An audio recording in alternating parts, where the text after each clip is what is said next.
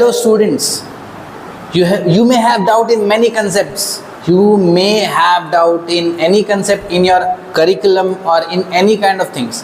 But तुम लोग कभी पूछते नहीं क्यों, why इस शब्द का मतलब ही तुम लोग को ऐसा लगता है कि सिर्फ इंग्लिश ग्रामर में. But you should ask why I am saying is there are many concepts that you are like मान लेते हैं, बट उसके पीछे का रीज़न भी है. There is science in every kind of concept.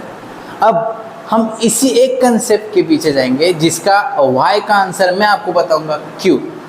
Stay tune. अब देखो, अब उस कंसेप्ट का नाम है लीप ईयर. ये तो सुना है कि 4 साल में एक बार आता है.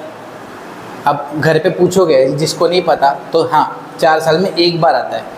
ये क्या है जिसमें एक्चुअली हमारा हर साल 365 डेज होता है.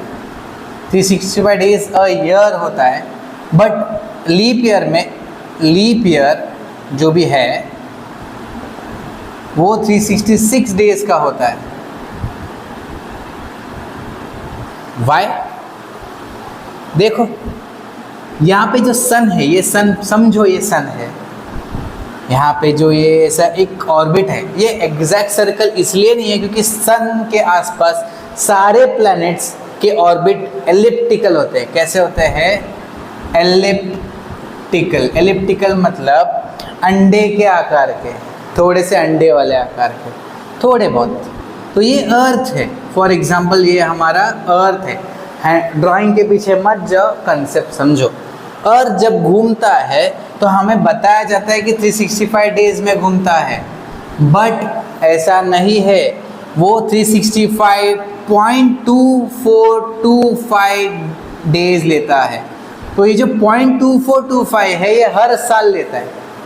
तो हम वो हर साल वो एक दिन ऐड नहीं कर रहे, और 0.2 ऐड करने लायक है भी नहीं. तो अगर 4 साल में कैलकुलेट किया तो 365 को ऐसे ही रखा. तो ये जो 0.2425 है इंटू 4 किया तो इसका आंसर आता है 0.9 समथिंग समथिंग. तो 0.9 को हम लोग 1 लेते हैं. तो इसका मतलब वो 4 साल के बाद एक दिन का एडिशनल आ जाता है. तो इसलिए हम 365 + 1 that is 366 days after every 4 years लेते हैं. क्योंकि एवरी 4 ईयर्स के बाद ही वो 0.9 बनेगा. 0.96 या 0.97 है.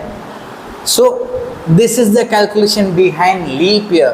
You should know all these things. Okay? For more concepts, subscribe to my channel and do share with your friends if they find it needed.